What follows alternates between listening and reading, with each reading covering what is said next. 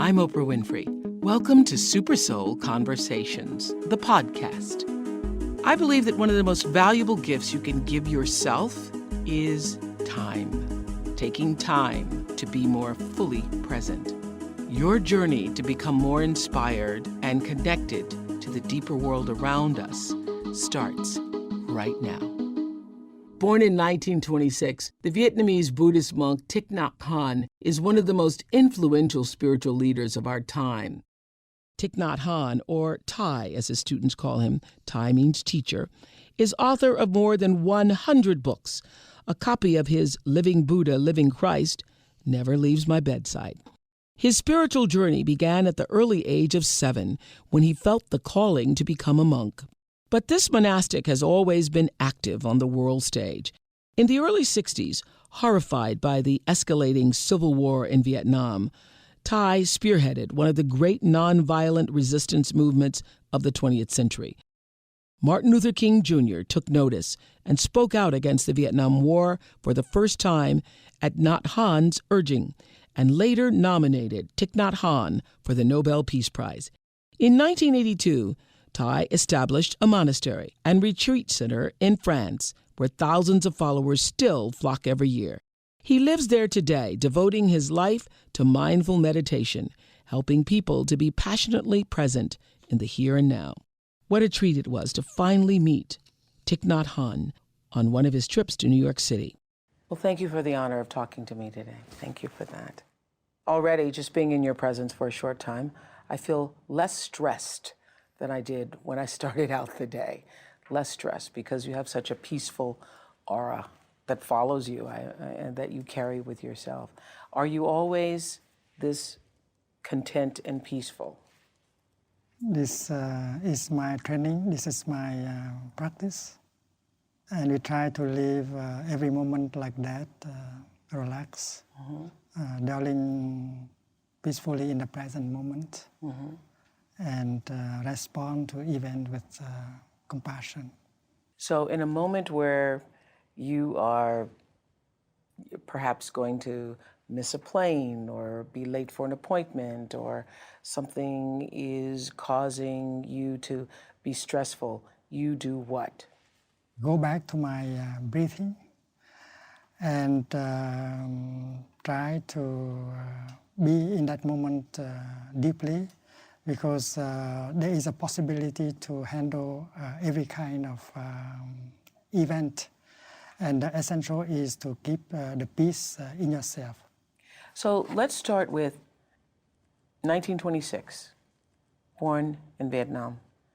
Any wonderful memory that you can share of your childhood, your favorite childhood memory? One day I saw the picture of the Buddha on a Buddhist magazine, and he was sitting on the grass. How old were you? 7, 8. And he was sitting on the grass, very peaceful, smiling, and I was impressed. Around me, people were not like that, so I had the desire to be someone like him. And I nourished that kind of desire until the age of 16, when I had the permission of my parents to go and ordain as a novice monk. Did your parents encourage you, or were they reluctant for this to happen to you? In the beginning, they were reluctant because they thought that the life of a monk is hard, difficult. So this desire to become a monk started when you were 7 years old? Yeah. Yes. And what did that feel like? What did those urgings, that sense of this is what I must do or must become, what did that feel like? I would not be happy if I cannot become a monk. That is the feeling. And we call it the beginner's mind. Beginner's mind. Yeah, the deep intention, the deepest desire that one person may have. And I can say that since that time until this day, this beginner's mind is still alive in me. It has given me a lot of energy, courage in order to confront all kinds of difficulties that I encounter. How would you describe beginner's mind? Is it that desire? Is it your purpose, or is it your calling? Everyone has a desire, but the desire to transform oneself, to transform one's affliction, suffering, in order to get free and help other people and change the world, that is a good desire.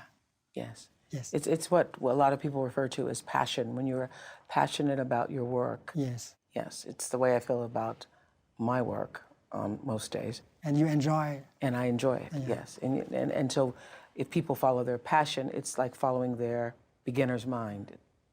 So what is the life of a monk like?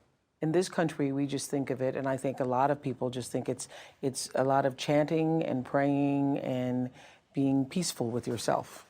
Living the life of a monk, I got a lot of happiness and peace.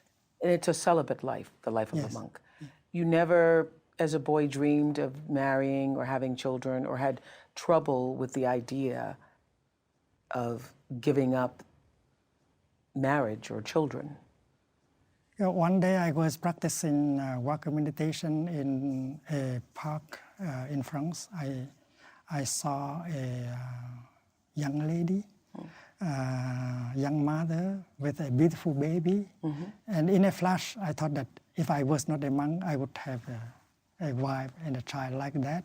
But that idea only lasted for 1 second. I thought I knew right away that my mission, my life is a monk, and it's very strong. And I don't get lost in that kind of deviation. Of the mind. Yeah, of the Deviation of the mind. Yeah. So it was just a flashing Yeah, moment, yes. having seen a woman and her. I recognize it, and Yes. I overcome it very quickly. Really? Yes. And other than that, never thoughts about it, or a question, did I make the right decision, or what could have been? No. I think because that intention is so strong that it can protect, it can keep Yes. you alive. Yes. Let's talk about when you first arrived in America. You were a student at Princeton. And was it challenging for you as a Buddhist monk to form friendships with other students? Did you ever feel isolated or lonely in a world that wasn't acquainted with Buddhist monks? Well, Princeton University, it was like a monastery. There were only male students at that time. And the campus was very beautiful. And everything was new, the trees, the birds, the food, everything is new. But I practice in order to get acquainted, to be in touch with all these wonderful things.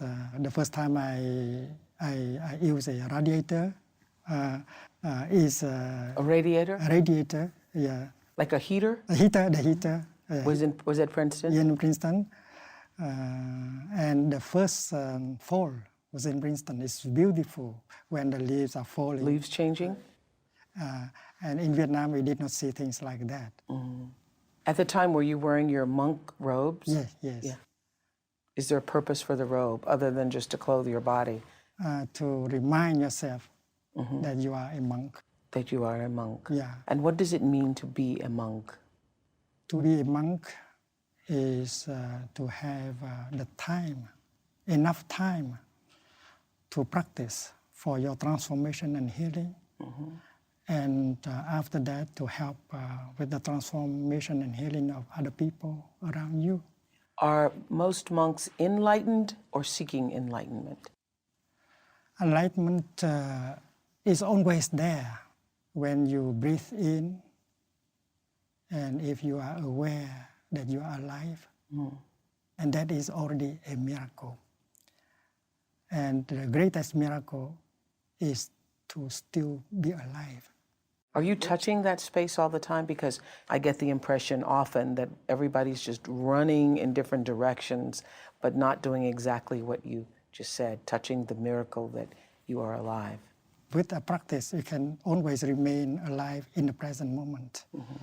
According to the teaching and the practice, it is possible to live happily right in the here and the now. And in our tradition, the practice of mindful breathing and the practice of mindful walking always help us to go home to the present moment in order to live deeply every moment of our daily life. So it's about being aware and grateful for what we have in our lives. Yes. And not just the material, but for the fact that that we do have our breath. If you are fully present in the here and the now, you need only to make a step or to take a breath in order to enter the kingdom of God. Happiness is possible in the here and the now. And once you have touched the kingdom, you don't need anymore to run after objects of your craving, like power, fame, sensual pleasure, and so on. Okay, so what if in this moment of mindfulness, you are being challenged? Do you go to your breath then, or do you just not resist this challenging situation?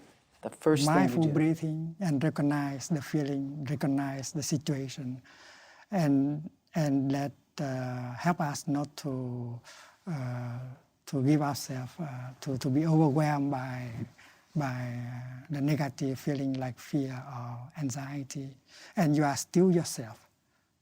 It's like a mother when the baby is crying. Yes. She pick up the baby and she hold the baby tenderly in her arms.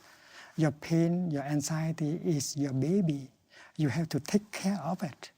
You have to go back to yourself, recognize the suffering in you, embrace the suffering, and you get a relief. And if you continue with your practice of mindfulness and concentration, you understand the roots, the nature of that ill being, and you know the way to transform it. You talk about feeding our happiness. How do we feed our happiness?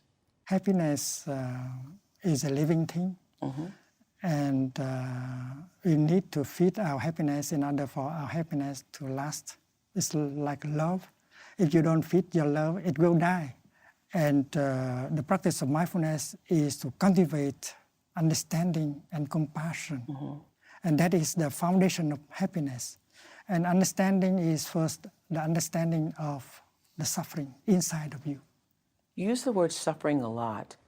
Many people think suffering is, dire starvation, poverty, not having enough, food or clothing, or when we think of suffering. But there are many ways of suffering. When you speak of suffering, you mean what?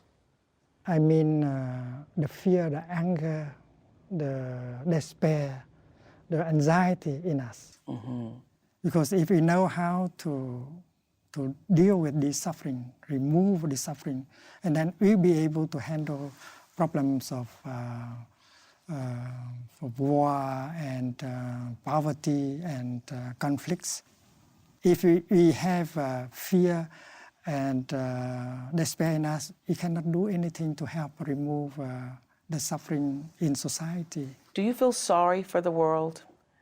Having this practice and knowing this peace and being able to walk around in your community, do you feel sorry for the world and where we seem to be headed and all the strife and suffering of the world? Once you have understanding of your own suffering, compassion arises in yourself, and you know how to transform your own suffering. And with that, you can help other people do the same. Peace begins with yourself. Understanding and compassion begin with yourselves. We have the practice of tea meditation. Tea meditation. Yeah. So when you pick up your tea, you might like to breathe in order to bring your mind back to your body and become completely fully present in the here and the now. I don't think of the past anymore. I don't think of the future anymore. I am free from the past, from the future. And there is a real encounter between me and the tea. And peace, happiness, and joy is possible during the time I drink my tea. Well, I never had that much thought about a cup of tea. It takes 1 hour to just enjoy a cup of tea. A cup of tea like this? Yes. 1 and hour. Brotherhood and sisterhood. Every moment is a moment of happiness. We've been talking about mindfulness, and you've mentioned mindful walking. How are we mindful in our walking? When you touch the ground mindfully, and every step can bring you solidity and freedom and joy. When you breathe out, you may like to make another 2 steps or 3, and you say, I'm home, I'm home, I'm home. I have arrived, I'm home, home, home. My home should be in the here and the now, because only in the here and the now that you can touch life with all the wonders. And you are free from your regret concerning the past. You are free from your fear about the future, and you can touch life deeply with every step. Mm-hmm. Let's go back to 1966 when you were invited to speak at Cornell. And shortly after that, you weren't allowed back into your country and were exiled for 39 years. How did you deal with those feelings? First of all, what did you feel at the time? I have left my community at home. I was like a bee taken out of the beehive. Mm-hmm. And if I don't practice, and then I will dry up. Did you feel sadness? Yes. Mm-hmm. Did you allow yourself to feel the sadness? In the first year of my being exiled, I dreamt almost every night of going home. Can you explain to us, for people who don't understand, you were not allowed back in the country because you were, in essence, a peaceful warrior. You were practicing peace. They didn't appreciate your Buddhism. What was the reason you weren't allowed back in the country? During the war, well, the warring parties all declared that they wanted to fight until the end. And those of us who tried to speak out against the war, to speak about reconciliation between brothers and brothers, mm-hmm. They did not want us to raise our voice. So when you were a man without a country, you made another country, made a home Yes. in other countries. And the United States was one of them. Yes. How did you meet Martin Luther King? In June the 1st, 1965, I wrote him a letter explaining to him why the monks in Vietnam immolated themselves by fire. I said that it's not a suicide, because in a difficult situation like Vietnam, to make your voice heard is difficult. So sometimes we have to burn ourselves alive in order for our voice to be heard around. So that is out of compassion that you do that. That's the act of love and not of despair. Jesus Christ died in the same spirit, out of love. Being hung on the cross. And exactly 1 year after, June the 1st, 1966, I met him in Chicago. And we had that discussion about peace, freedom, and community.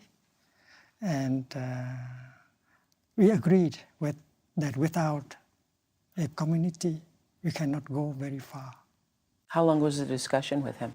45 minutes or so. Mm-hmm. And after that, there was a press conference, and he came out very strongly against the war in Vietnam. Do you think that that was a result of your conversation with him? I believe so. Mm-hmm. And after that, we continue our work. And the last time I met him was in Geneva during a peace conference called Pacem in Terris. There's an interesting story from that I heard, that you were running late. Can you tell me that story? Martin Luther King invited me up for breakfast to talk over these issues again. And I was caught in a press conference downstairs. I came late. He kept the breakfast warm for me. Mm-hmm. And during the conversation, I was able to tell him that the people in Vietnam call him a bodhisattva, enlightened being.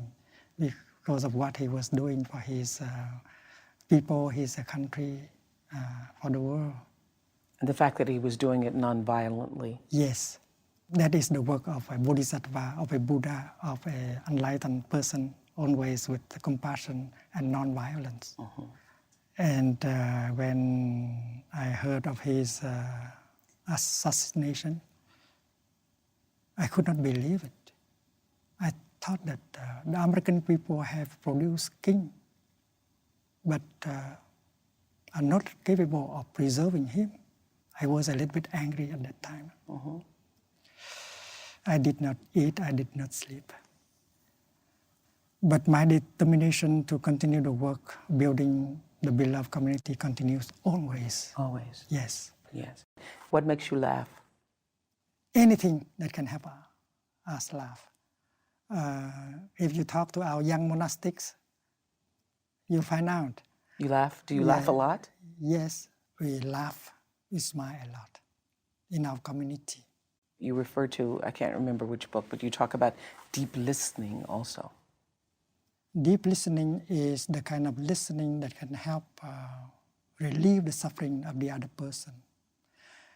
We can call it compassionate listening.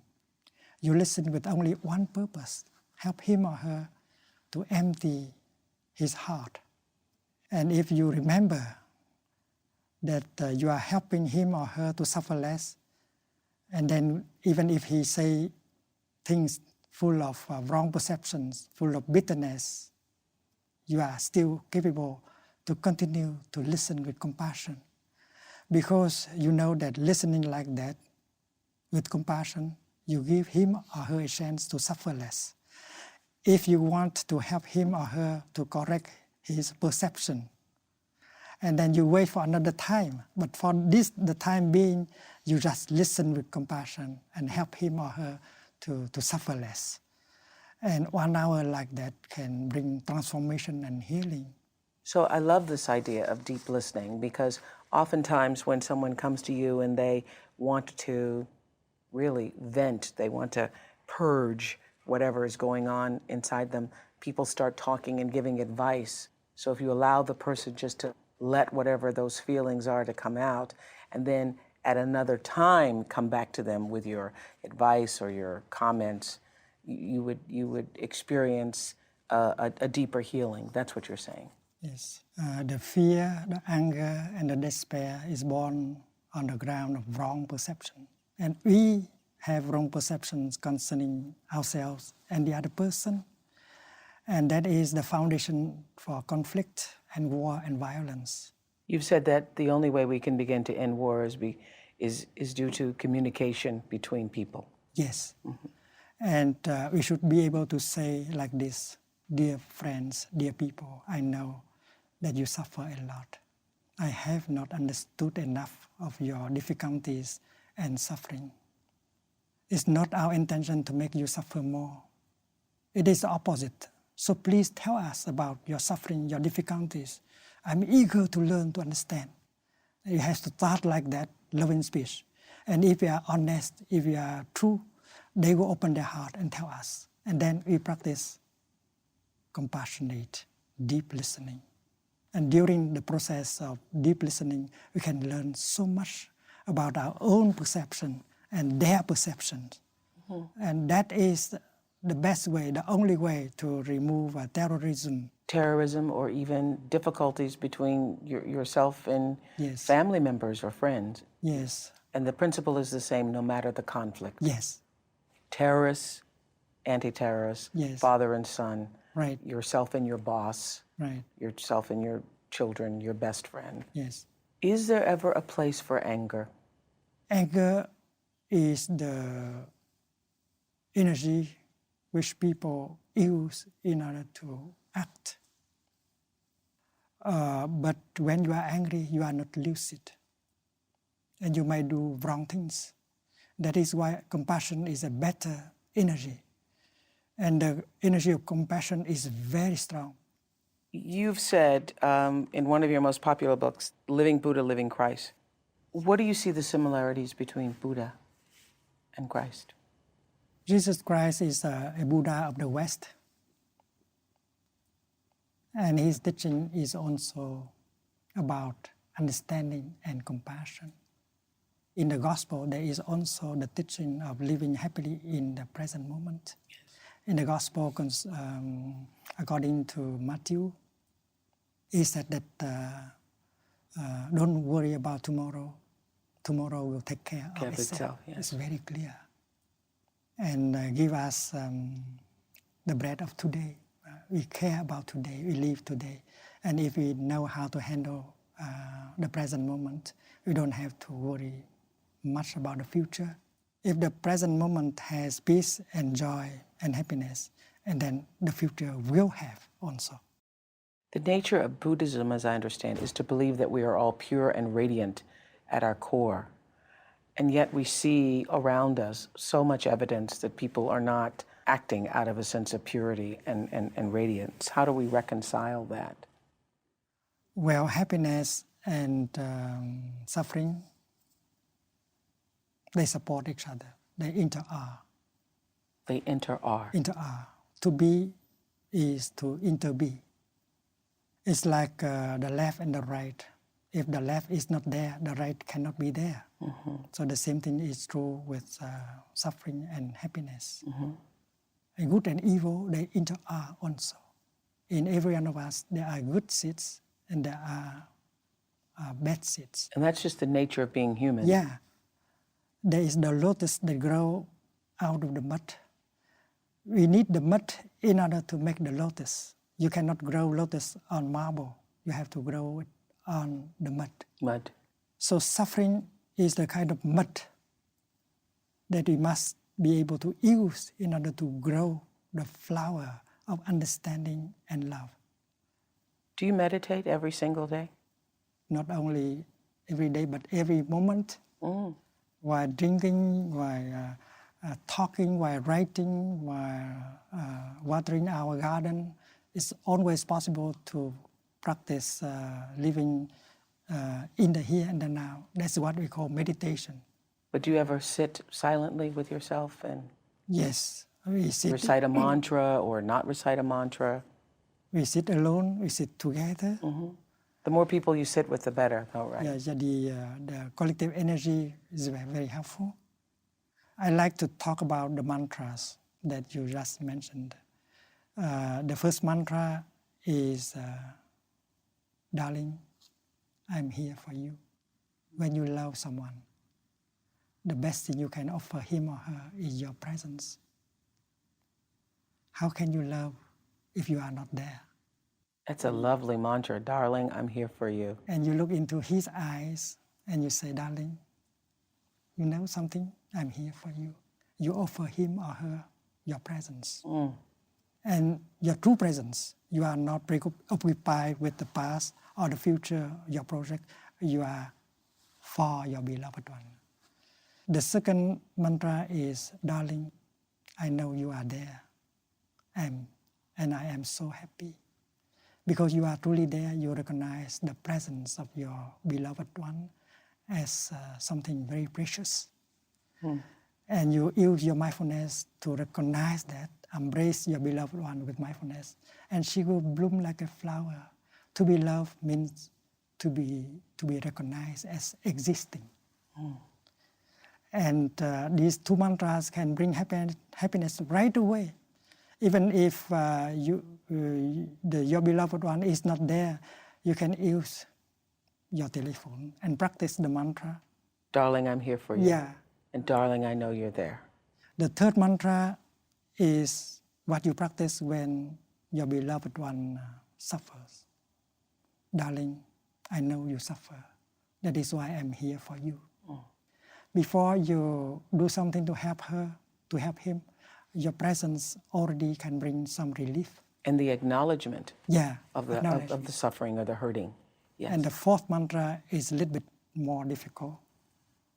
And that is when you suffer. And you believe that your suffering has been caused by your beloved one. So you suffer so deeply. Mm-hmm. And you prefer to go to your room and close the door and suffer alone. Yes. You get hurt. And you want to punish him or her for having make you suffer. Yes. And the mantra is to overcome that. The mantra is, darling, I suffer. I am trying my best to practice. Please help me. You go to him, you go to her and practice that. And if you can bring yourself to say that mantra, you suffer less right away. Darling, I suffer. Please help me. Please help me. So I'm going to ask just a few questions about monkdom. Do you exercise to stay in shape? Yes. We have the 10 mindful moments. We do walking meditation every day. We practice mindful eating. Are you a vegetarian or? Yes, vegetarian, complete. Vegetarian? Yeah. So you wouldn't eat an egg? No egg, no milk, no cheese anymore. Anymore. Because we know that mindful eating can help save our planet. Do you watch television? No. But I'm in touch with the world. If anything happened, anything really important happened, and someone will tell me. That's the way I feel. Yeah. I feel that way too. Yeah, you don't have to listen to the news 3 times a day. Can you be a woman and be a monastic? Are women allowed? Yes. We have monks and nuns living in their own quarters. And so if you're female, you're called a nun? Yes, and they can practice together 2 times a week. Sitting meditation, walking meditation, so it's very joyful. My favorite book of yours is No Death, No Fear. What happens when we die, do you believe? It's like a cloud in the sky. When the cloud is no longer in the sky, it does not mean that the cloud has died. The cloud is continued in other forms like rain, or snow, or ice. So you can recognize your cloud in her new forms.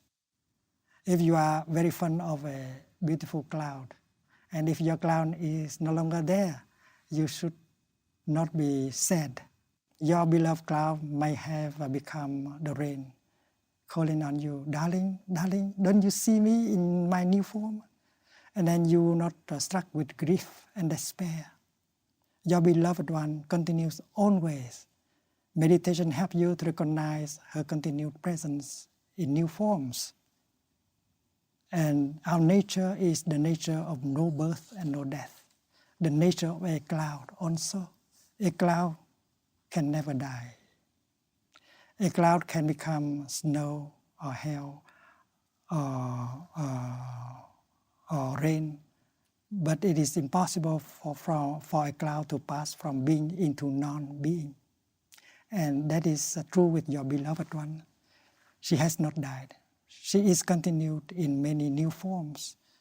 And you can look deeply and recognize herself in you and around you. It's been my honor to talk to you today. Thank you. My honor. Thank you. I'm Oprah Winfrey, and you've been listening to Super Soul Conversations, the podcast. You can follow Super Soul on Instagram, Twitter, and Facebook. If you haven't yet, go to Apple Podcasts and subscribe, rate, and review this podcast. Join me next week for another Super Soul Conversation. Thank you for listening.